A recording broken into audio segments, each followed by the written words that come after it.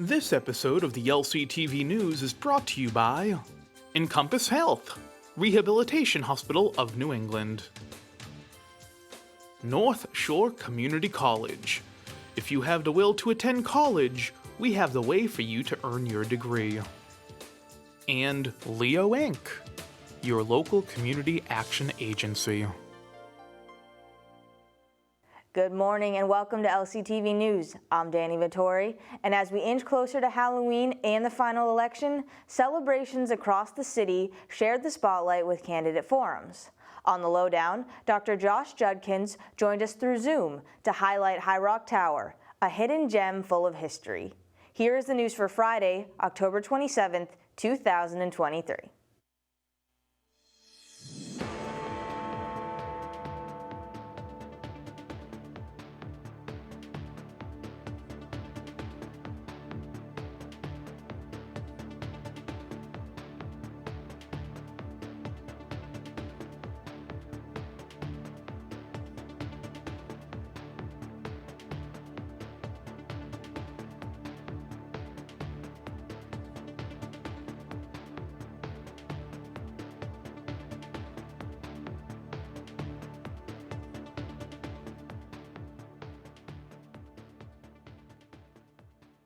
We Rise, an organization focused on supporting youth at risk or involved in commercial sexual exploitation, held a reopening last Friday the 20th, with the goal being to reconnect with the community and explain warning signs for those who may be targets of exploitation.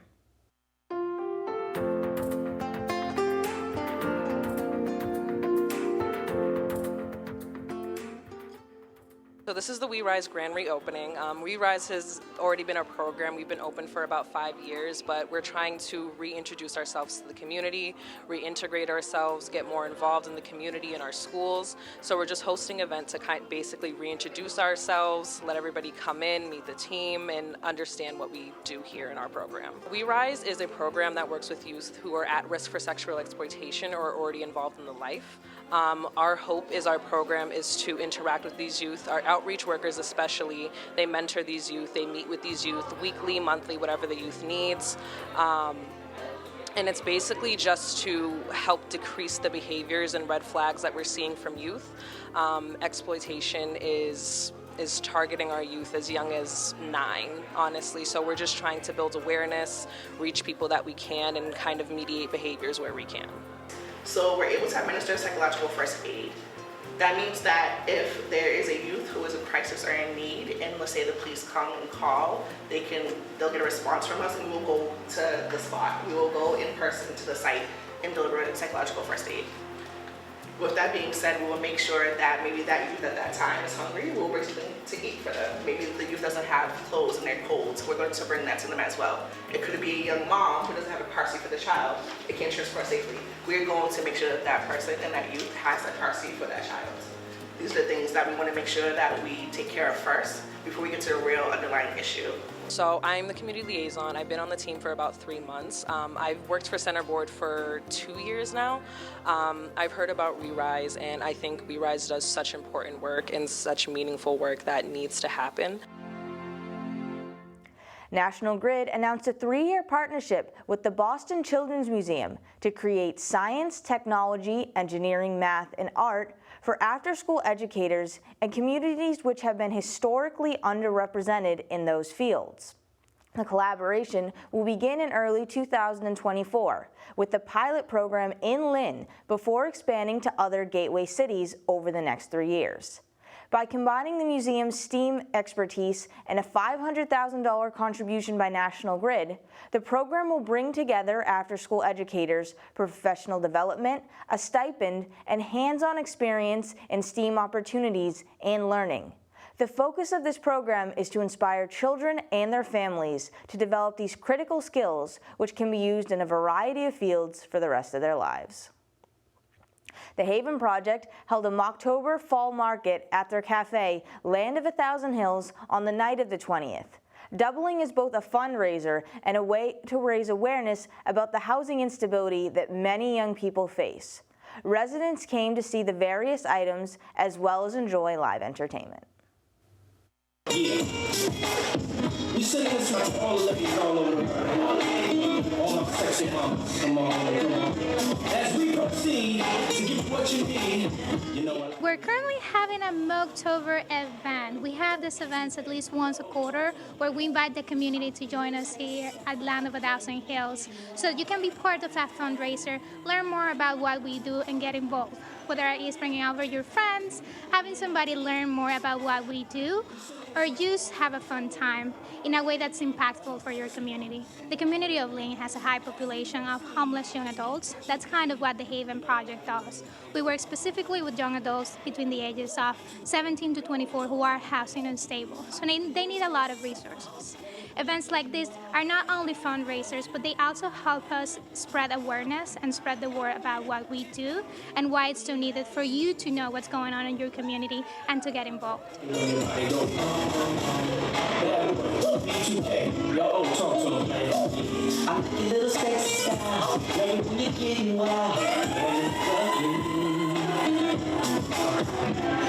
Shout out to Balgo Split. They've done a wonderful job. They brought a lot of vendors from all over, and they're being introduced to this North Shore area. They're mainly from Boston, but they've done a wonderful job. We have live music, vendors who are crafting on the spot, clothing lines. There's a little bit of everything going on today. A pickleball tournament was hosted at Clark Street Park on Sunday the 22nd. The first and what organizers hope will become an annual event saw close to 50 players sign up to play and raise money for the Lynn Special Needs Camp. The wind and cool weather did not deter participants or dampen the mood of the day.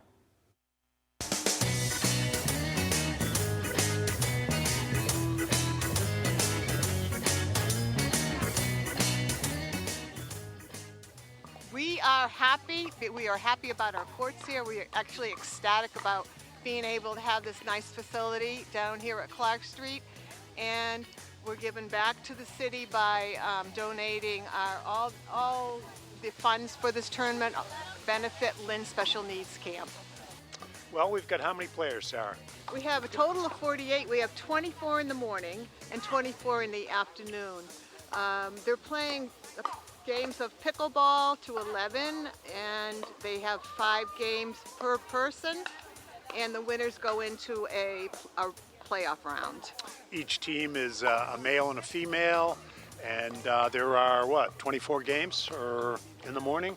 At least, yeah. Yeah, morning and afternoon. Yep. Just like to thank Lynn Parks for their support of the courts. We think that this is the premier pickleball facility on the North Shore. It is. Yep. Thanks to Lynn Parks. Coming from as far as Gloucester, from Boston to play here every morning. There are all sorts of raffle items that people have gone out and solicited vendors in the city of Lynn, and a great table, and we expect to generate quite a bit of money through the raffles. Will this be an annual event? Yes, absolutely. We would like to do this every year, and hopefully we will, it'll benefit the camp, and hopefully the funds will grow every year. Right.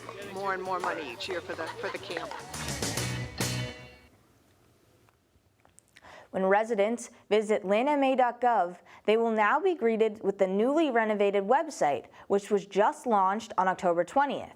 The idea was originally presented back in 2022, and since then, a community-wide survey and focus groups highlighted upgrading and easier navigation as a priority for the new site. Every department received training on how to post and edit this site, with all information from the old website being migrated and integrated into the new one. According to Mayor Nicholson, it was meant to give the website a cleaner look, while also making the government more accessible if people have concerns or questions. The Rio program celebrated their 10-year anniversary this past Tuesday the 24th with a celebration at their organization on Atlantic Street. Community members were treated to speeches, food, and a tour of the facility, learning more about the literacy program.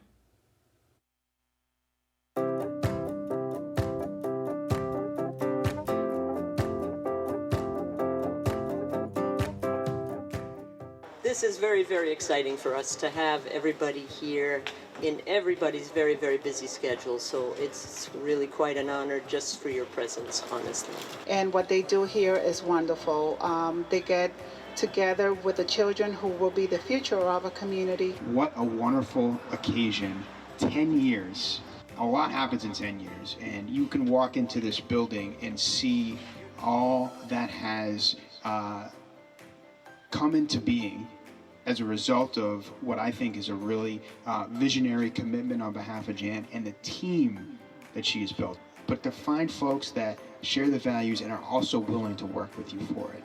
And I'm always struck by the real team's ability to pull those folks together who are actually ready to roll up their sleeves and put in the kind of long-term commitment that you need to be able to do to have a moment like this to celebrate 10 years. The Massachusetts Senate and House hereby extends its congratulations to the RAIL program in recognition of your 10-year anniversary and the countless lives you continue to impact through an unwavering commitment to improving literacy. Because the RAIL program is a jewel, a star that shines in Lynn, and it helps all the kids here, especially from the Brickett School, to get a little extra love, a little extra support. I do want you to remember working with children and giving them love and have the patience to do what you do that will make a difference. It's an organization that cares not just about your child, it cares about your child's mind, it cares about your child's wisdom, which is two totally different things. It cares about their spirit, and that matters. Because sometimes in the learning process we have hiccups, we have potholes, we have roadblocks, but with love and genuine care, you can overcome all of it. And the RAIL program is a true testament of that. Cheers, toast to 10 more years or 10 more decades. Members of Lynn schools, from students to the superintendent, came together to celebrate their Hispanic heritage at City Hall later on the 24th. 75% of the student body has roots in Latino countries, and they came together to display art and music from their culture.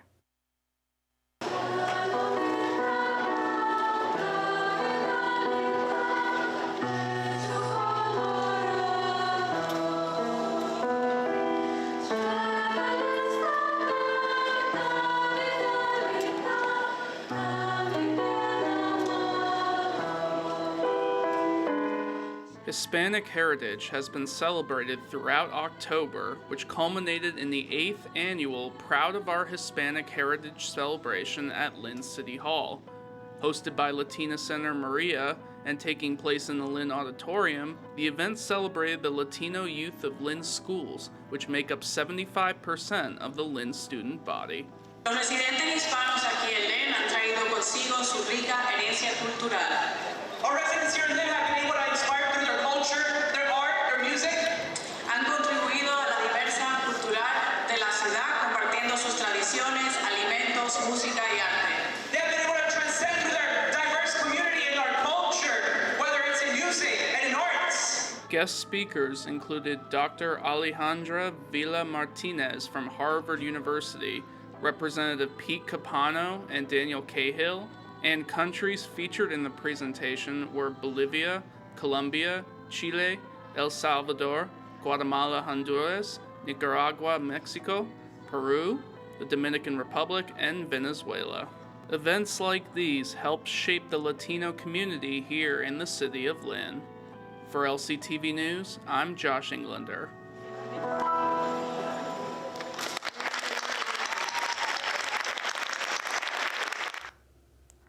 The Haven Project has been helping youth facing housing instability since 2011.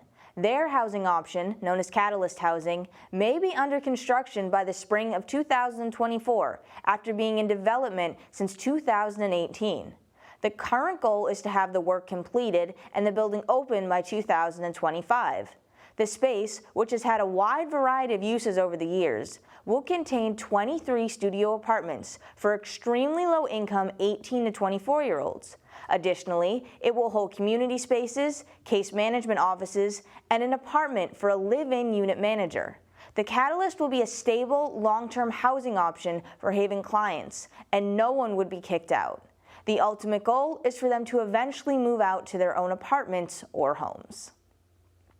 The Goldfish Pond Association held a ribbon cutting ceremony to celebrate the installation of 3 new fountains in the ponds. What made this occasion even more special is that this is the first ARPA project to be completed in the city.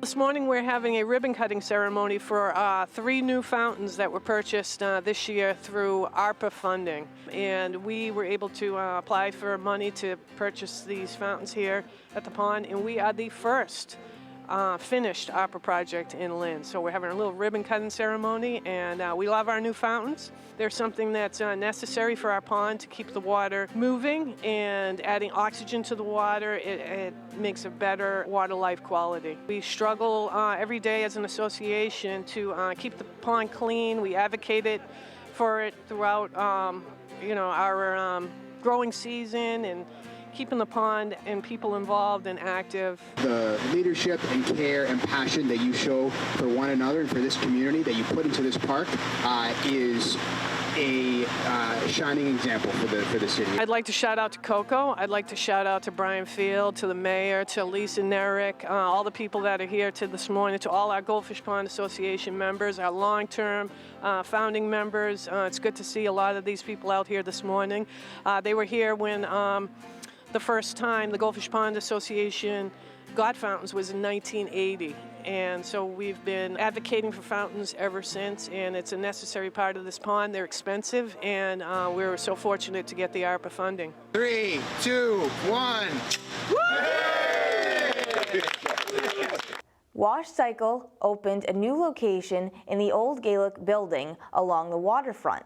They currently employ more than 85 people from Lynn and are located in a building important to the city's past and future.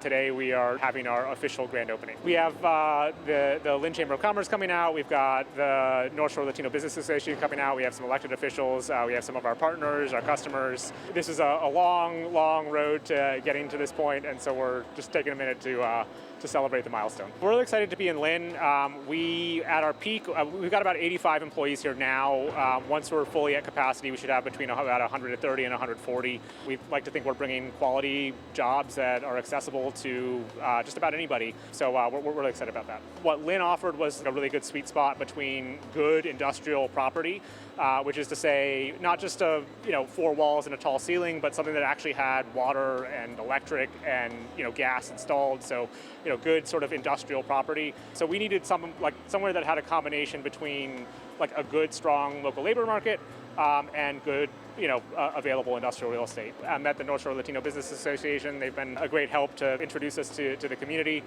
Same with the Chamber of Commerce, again, to make local connections and, to other businesses or suppliers or local government. So it's, as the new kid in town, we're always eager to make friends, and they've been really great at, helping to introduce us around. 1, 2, 3.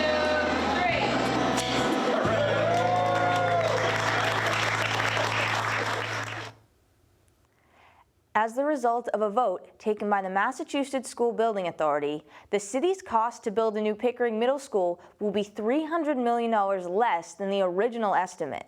The MSBA voted to increase state reimbursement from $395 to $550 per square foot, which decreases Lynn's share from $90 million to about $61 million. The city submitted their 1,000-page plan for Pickering to the MSBA yesterday, the 26th, but the floor plans and design renderings will continue to be altered and developed for the final design. This modification will help districts, especially those working with limited resources, to improve and upgrade their school buildings, according to State Senator Brendan Creighton. On the night of the 25th, Raleigh's Tavern on the Square hosted a Santa's Helping Hands fundraiser. Each year, the organization provides gifts and clothing for 125 children in Lynn. This event was part of that effort, including raffles for those in attendance.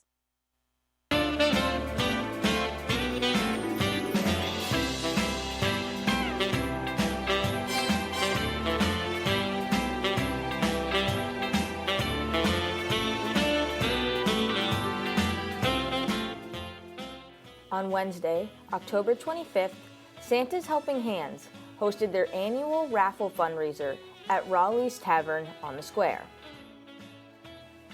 Begun by the McCarthy family, sisters Patty and Elaine have kept the organization going for 56 years. With raffles spanning from a cash prize to a movie basket, volunteers and community members filled a room to support the cause and enjoy a night out. According to Patty, the group has remained consistent throughout their long tenure, with many people returning each and every year to help. The organization provides gift cards, coats, and toys to 125 families each year, with many of the items being purchased from locally owned businesses in Lynn, all resulting in a Christmas party for the families with a visit from Santa and Mrs. Claus. For many of Santa's Helping Hands, it makes their Christmas. For LCTV News, I'm Dani Vittori.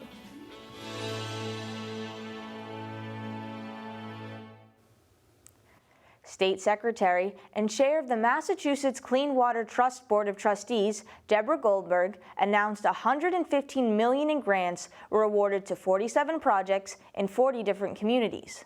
One of those recipients is the Lynn Water and Sewer Commission, who will receive a $25 million loan with $7.4 million in loan forgiveness. The funding comes from the Infrastructure Investment and Jobs Act, as well as the American Rescue Plan Act, and is distributed in a two-prong approach, the first being loan forgiveness, and the second as a bigger, low or no interest loan.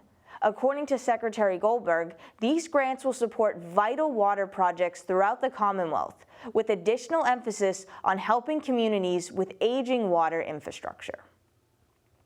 In the Red Zone, the sports update.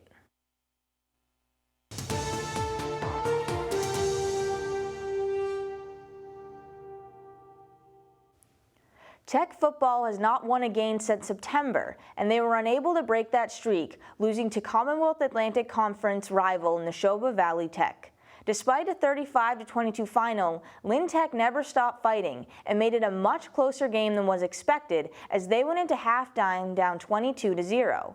Two fumbles by Neshoba received by the Tigers gave the hosts life, but they failed to convert on a 4th and goal to end the game. Headed into the final week of the regular season, St. Mary's shut out Cardinal Spielman on the road 12-0, moving to 5-2. Both teams were scoreless until a 90-yard drive by the Spartans gave them the lead to end the half, and they never looked back. Led by Tyler Guy and Nate Kudon, the defense did not let Spielman through in this crucial win for the Spartans. Classical may have won their game 14-0, but the rain controlled the entire thing. For a team that relies on passing, they only attempted 3 for no gain. Yardage was plentiful, with Classical picking up 243, but a combination of mistakes and strong defense kept everyone out of the end zone until the 2-minute mark of the third quarter, when the Rams finally broke through. Their second score came off a 31-yard run by R.J. Fassler. With the 20-6 score, Lynn English hopped on the victory train on the road against Somerville. Limbert Thomas ran for 2 touchdowns as Shane Knowlton Simard recorded 2 interceptions to help secure the win for the Bulldogs. Girls soccer saw the Bulldogs and Rams go head-to-head, with Classical coming out on top 3-0. Katie Rose was the top scorer for the Rams with 2 goals. They played again on the 24th in the final game of the season, and the final game of their career for seniors, with neither team making the postseason. The Rams were again victorious, 7-0. The Spartan girls finished the season with a 2-2 tie to Archbishop Williams. They only gave up 2 goals in those wins and recorded 3 shutouts in the last 5 games, while scoring 18 goals on offense. Lynn Tech girls marked senior night with a 3-0 shutout of Snowden. In a match against Danvers, the Northeast Conference's top team, St. Mary's picked up a 2-1 road win. 2 freshmen combined for the scores, with goalie Gianna Tringle only allowing 1 shot by her. They finished the season with the 5-1 loss to Lincoln Sudbury and an 11-4-2 record. The boys Spartan team blanked Malden Catholic 3-0 for their 11th shutout of the season. Kaya Jackson recorded his 19th goal of the year in the victory. In a pivotal game, the 15-3 Rams volleyball took down Chelsea in 3 straight sets to earn the Greater Boston League title and remain undefeated in the GBL at 13-0. In front of a loud Chelsea crowd, Classical took command, never allowing their opponent to score more than 19 points in a set. They will now turn their attention to the state tournament. St. Mary's was also victorious on senior night, downing Marblehead 3-1 before winning again 3-2 over Archbishop Williams for a 12-7 record. While Lynn Tech dropped their game to Somerville 3-2 for only their 5th loss of the season. Division playoff golf for Division 1 and 3 began Monday the 23rd. In Division 1, Lynn English came in 14th, scoring 440 or 152 to par. Bowling Classical secured the 7th spot in Division 3 with a total score of 452, 164 to par. On Tuesday, St. Mary's competed in Division 2 play and also finished in 7th place, scoring 327. In the Greater Boston League Open on the 25th, English had an impressive showing, finishing 2nd overall, as Classical finished in 5th place. The New England Patriots moved to 2-5, pulling off the 29-25 upset over the Buffalo Bills on the 22nd. It was the first time all season the Pats scored first, going up 3-0 to begin the game. They went into the half with a 13-3 advantage, but the Bills battled back with 15 points in the 4th to take a 25-22 lead with 2 minutes remaining. In a drive reminiscent of the Brady-era 2-minute drill, Mac Jones led the Pats 85 yards down the field for the game-winning score on a 1-yard pass to tight end Mike Gesicki with 12 seconds left on the clock. At 6-0, the Bruins are flying high to begin the 2023-24 season. Most recently, they defeated the Chicago Blackhawks for the 2nd time this season, 3-0. After neither team scored in the first, Boston put up 1 in the 2nd and another 2 in the 3rd. This season, fans are seeing newcomers step up, including 19-year-old Canadian Matt Poitras, after longtime players David Krejci and Patrice Bergeron retired at the end of last season. High Rock Tower is a landmark of Lynn, but not all that many people know about it, or the wonders you can see from its telescope. A volunteer astronomer came on the Lowdown to share details about the site and the importance of the tower. Here is the Lowdown.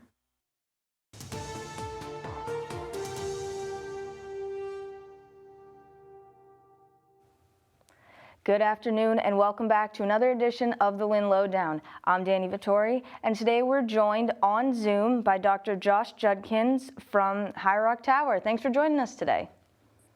Thanks, Dani. Thanks for having me. Of course. Thank you for pulling over to have a chat with us. And you're here to talk about High Rock Tower. You're a volunteer astronomer, so do you want to talk a little bit about your role there? Sure, yeah. My sort of background is chemistry, chemical biology, and I work in sales now. So my background is not in astronomy, but I've been doing astronomy in an amateur way since 2012, and I've been doing a lot of astronomy outreach since. I moved to Lynn in 2017 and noticed that, High Rock Tower, you can't miss it if you're in downtown Lynn where I live. It's very clear right there. So I went, searched online about that. That's where I discovered Jamie Marsh and his work in the Office of Community Development, and basically approached him and said, hey, I have a background that includes, astronomy outreach, and have my own sort of telescopes. I do a lot of astronomy outreach from, graduate school. Would love to get involved. And we sort of took it from there. And then, so I work in conjunction with Jamie and another volunteer, Luke Conlon, and we open up High Rock Tower usually once a month. Sometimes in the summer we'll do twice a month, schedules depending, to the public. And it's, as you said, a very obvious symbol of Lynn, and it's also very historic when you think about it. The land itself that it's built on and then the tower also holds a lot of history. Mm-hmm. Absolutely. Yeah, that whole sort of property area, that was given to the city by the Hutchinson family, which perhaps we don't have time now to talk all about them, nor is my knowledge deep enough. But if anyone is interested in the sort of the history of Lynn, absolutely you can dig more into the Hutchinson family. They're most known for their singing, their sort of traveling singing group, but they're also known, as contemporaries of and friends of Frederick Douglass. So they were very outspoken abolitionists. Indeed, there was a large abolitionist sort of group in Lynn. There's all kinds of history about that as well. Centered around the time where Frederick Douglass got kicked off of the train in Lynn. So there's a lot of history and sort of tied to Lynn, and a tower has existed on that spot many hundreds of years. Like back in Civil War era, there was a original tower that was there. That once the Civil War was concluded and the North won, there was that tower was burned down in revelry, and then the new tower sort of was finished in the early 1900s. And really, the Hutchinsons bequeathed this space to the city specifically for the construction of a tower and observatory. They envisioned it as a space where people could come together, observe the heavens, and speak about and sort of discuss the most sort of pressing ideas of the day. So really a forward-looking and I would argue very unusual sort of legacy to leave to a city like Lynn. Yeah, it's definitely a very specific purpose for it, thinking about it. But now you have a very, you said 12-inch telescope that's incredibly powerful that allows you to see not just the moon, but even the planets beyond it as well, correct? Indeed. Yeah, there's people I think are often surprised when they come. They think Lynn, we're so close to Boston. Lynn itself is pretty developed and very urban. I think that there's very limited things you can see in the sky because when you look with your naked eye, you don't really see much when you're like really blinded by the bright lights. But actually, when you look through the telescope, you're zoomed in so far, and these objects, even though there is so much light pollution, they're still so very bright that you can still see them. So, for example, we very clearly see the planets, Jupiter, Saturn, Mars, Venus, time of year dependent. But it's not just like little dots. Like when we look at Jupiter, we see cloud bands on Jupiter, red stripes on it. We see the Galilean moons, Europa, Io, Callisto, and Ganymede. We can even see the Great Red Spot if it's facing us at that time.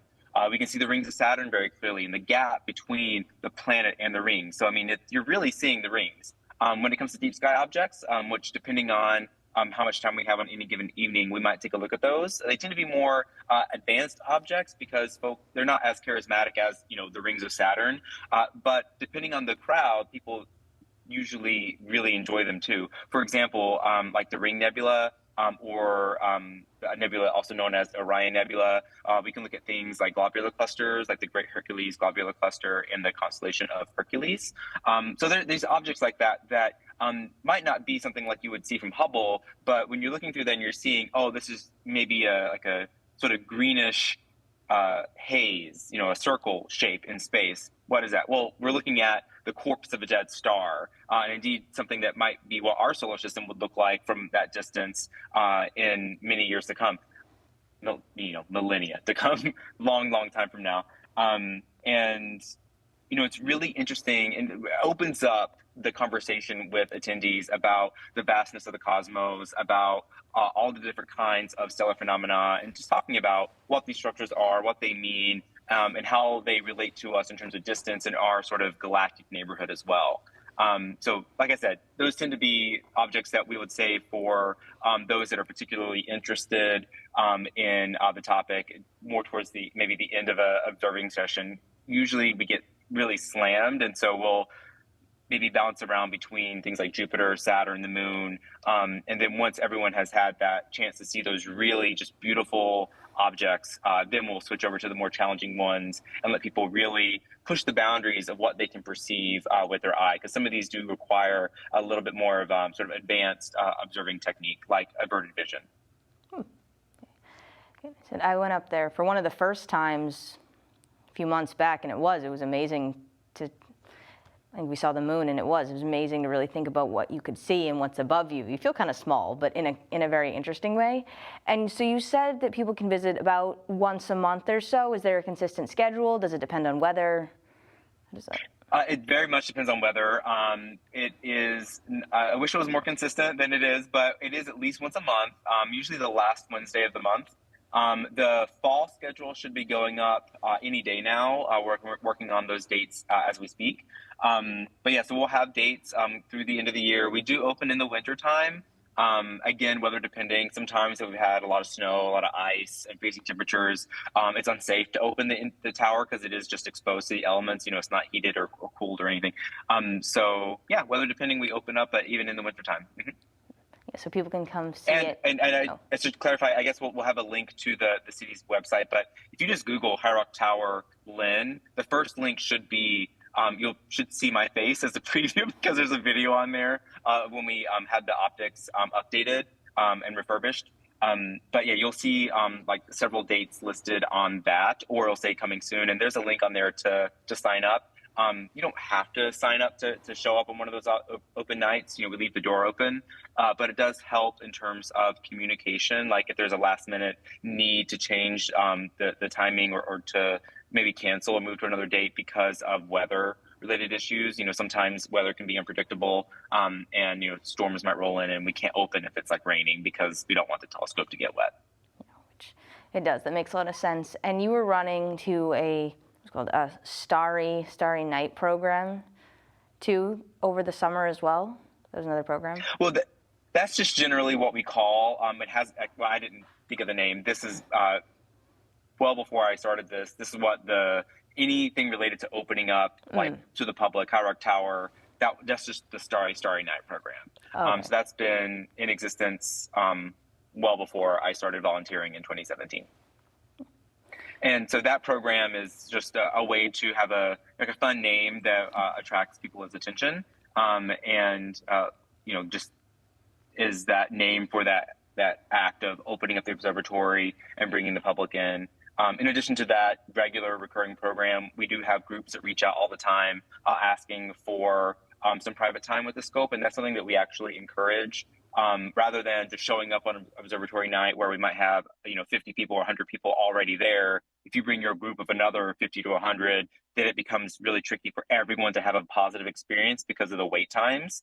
So for like school groups, church groups, Boy and Girl Scouts, like those kinds of groups, we'll try and find times outside of those regular Starry Night evenings, so that everyone can have that time to have a much more like sort of prolonged and intimate space right with the telescope. So you're not, waiting in line for 15, 20 minutes, then only getting a few seconds to look. These things sometimes really it makes a difference, if you can be patient and calm and really observe, looking through, taking the time to reflect on what you're seeing. And all of it, is it, free to visit the tower, free to go up to the telescope, all that? That's a really good question. Absolutely, it is free. I should say our tax money pays for it. So that High Rock Tower reservation is owned by the City of Lynn and maintained by the City of Lynn, as well as the tower. So this is operated through the Office of Community Development. Every time people come by, I tell them, this is your observatory. This is our observatory. So I encourage folks, come by, experience it. This is a really special thing that we have that a lot of cities do not have. It's more the exception than the rule to have something like this. So yeah, it is not free. It is part of living in Lynn. And indeed, folks from all over the country take advantage. So if you live in Lynn, you should absolutely give it a try. We have people that visit us from literally, people have come, people that are visiting just the New England in general will look online for things to do and they find the observatory and come and see it. And I would say every single night that we're open and we have folks from Lynn that come up, the refrain every single time is, oh, I've lived here my whole life, I've never been here, or I've been wanting to do this for 50 years, I've been wanting to do this for 30 years, 15 years. So even though we've been, especially since, say it's 2017, we've been opening much more regularly, there are still lots of people that haven't had the opportunity to come up. So yeah, I encourage everyone, make it a priority. It's really fun.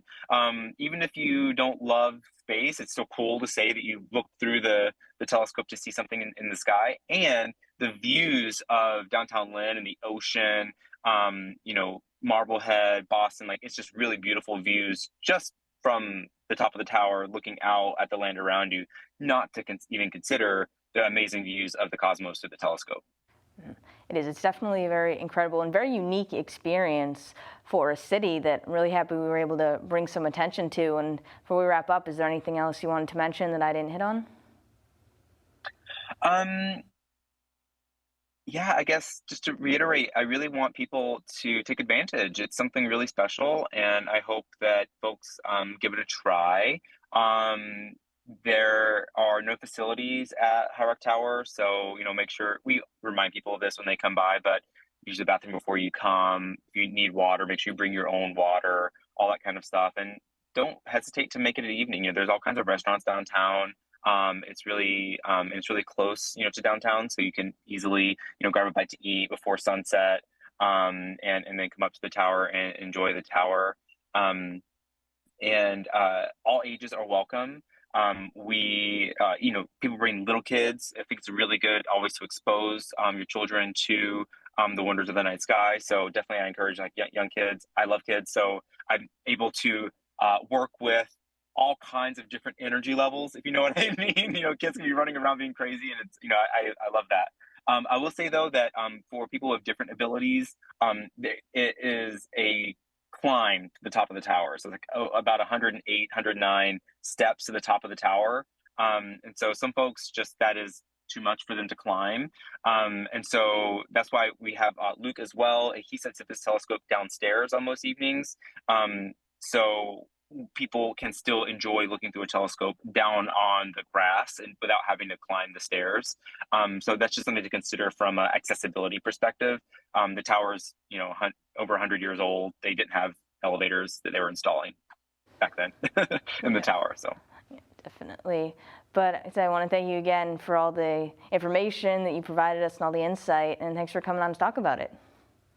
Absolutely, anytime. And if anyone wants to, reach out and learn more about the tower or schedule a group, there's the website. You just, again, Google High Rock Tower Lynn. You'll see the page. You'll see a link to email Jamie Marsh on there. He'll reach out. He'll rope us in.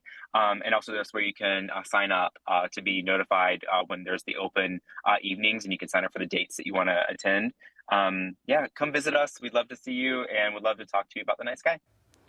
Great. So you heard it here first, all that great information, and check it out if you ever have a chance. I'm Dani Vittori. This has been the Lynn Lowdown, and we'll see you next week with more guests.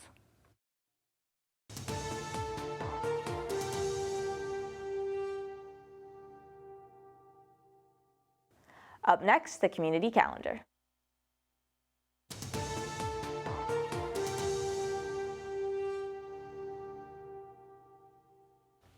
Sunday, October 29th, is National Visit a Cemetery Day. Despite being a few days before Halloween, it's not meant to be a spooky holiday. Instead, it's to encourage families to visit and celebrate their loved ones. Some ideas for honoring them are decorating their gravestone, cleaning up their gravesite, or creating a memorial post. North Shore Community College is hosting an at-large and ward counselor candidate forum on Monday, October 30th, sponsored by the DAV Chapter 64 and the NSCC Veterans Club. With a little over a week until the November 7th election, come to listen and answer any last-minute questions you have about the candidates running for office. The Lynn Farmers Market is continuing their summer schedule, returning to 20 Exchange Street every Thursday from 11 a.m. to 3 p.m. It runs from July 6th to November 6th before changing to their winter schedule. All vendors accept SNAP, senior coupons, cash, debit, and credit cards. There are also live musical performances from a different performer every week. Next Thursday, November 2nd, is Steve Tapper and Shira Moss. That is all the news for this week. To stay up to date on all the latest happenings and election coverage, visit lyntv.org. Also subscribe to Lynn Community Television on YouTube for our news packages, interviews, and member content. And follow at Lynn Community Television for breaking news and press releases. I'm Dani Vittori, this is LCTV News, and we will see you next week.